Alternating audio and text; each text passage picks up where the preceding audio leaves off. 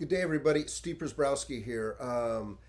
In this hopefully short segment, I just want to talk about knowing when to, I guess, depart, knowing when you've exceeded your shelf life.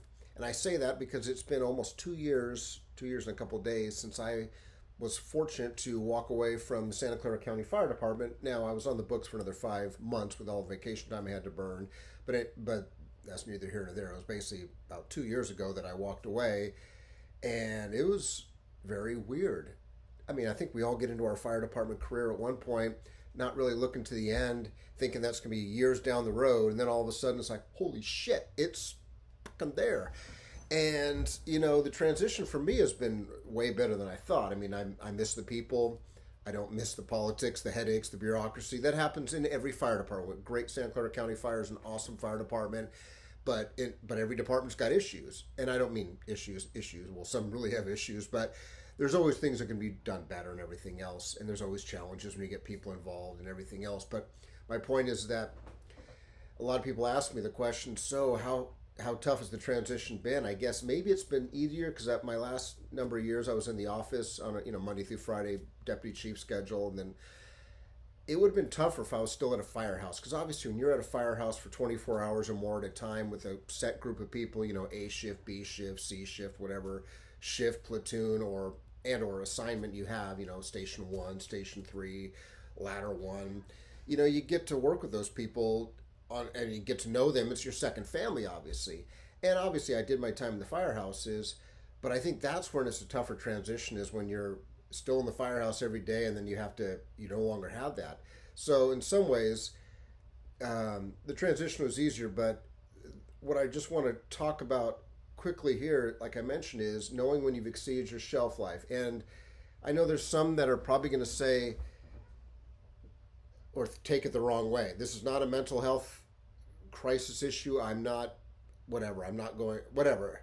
I don't want to say anything inappropriate because I can't think of how I want to say this, but knowing when you've exceeded your shelf life, because I hate to say it, I mean, all of us in our lives, obviously, our shelf life for as long as we're on this earth, that's one thing, and I'm not talking about that. But when we step into any line of work, or start our own business venture, or go to work for somebody else, there comes a point where, at some point, you've exceeded your shelf life. And that's nothing personal. It's just the way things happen. That's just the natural cycle of life. Just no different than a professional athlete that goes right to the top, and is at the top of their game. And then at some point, like a baseball player, they can't hit the curveball anymore. Well, you can't hit the curveball or the slider. You're not going to stay in the big leagues too long. And it happens, or you can't throw the touchdown passes or hit the layups, hit the free throws. Again, we're all at our peak at one point, typically younger, and then of course we get to that point older in life where it's like, holy shit, and it's time to just move on to the next thing, whatever that next thing is. So knowing when you've exceeded your shelf life. A lot of people ask me that question of when did you know is the right time. I honestly hadn't planned to retire for a couple of years, and I used to tell people, as long as I hope I was making a positive difference and leaving things better than I found them, not making things worse, I was going to hopefully stay on.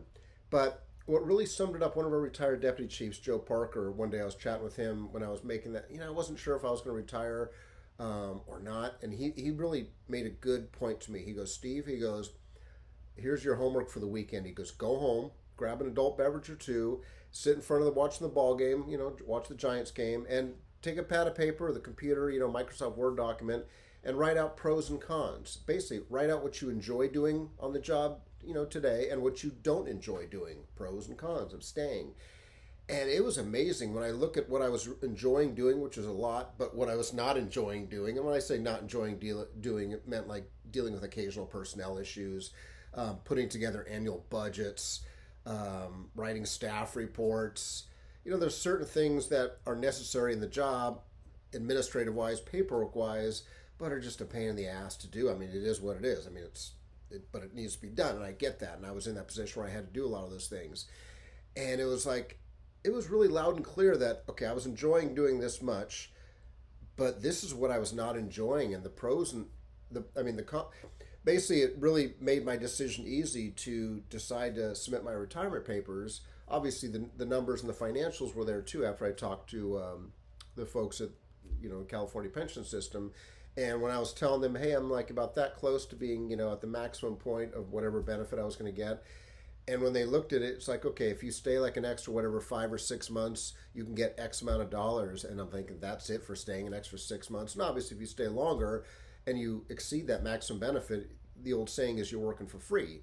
But if you're enjoying what you're doing and making a difference, and obviously maybe if you have kids to put to school, which I don't, maybe it's, yeah, you got to work or you need the health insurance for your family. I get that. But back to that, it was just, I think, the most beneficial thing that made it clear to me that, it's time to, pass the baton to the next great talented person.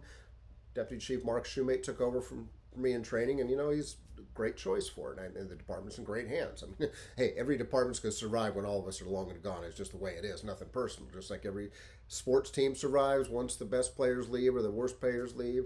So that pros and cons sheet and was definitely a big pointer in the right direction of what really helped me make my decision. So I'll talk more about exceeding your shelf life because it's going to happen to us, all of it. I mean, whether it's a paid position, a volunteer position, there's a point where it's like, you know what, we have to leave. And what's the old saying? You don't want to be you don't want to overstay your welcome or be the last person at the party, or yeah, well, something like that. But anyway, all of us will get there at some point and then hopefully enjoy whatever next opportunities that we have. So that's just my ramblings for right now. But as always, my website, code3firetraining.com. Code3firetraining.com has a free stuff link with a lot of resources on there for officer development, leadership, training, promotional preparation. So I'm a resource. My YouTube channel obviously has lots of videos as well too, getting hired, getting promoted, general leadership stuff. So, hopefully this somewhat beneficial for you at some point in your career, or when you're maybe mentoring or assisting somebody else with their career options. Maybe it's a significant other, spouse, someone you work with, or just someone that reaches out to you. So until the next time, be well and take care. We'll see you. Bye.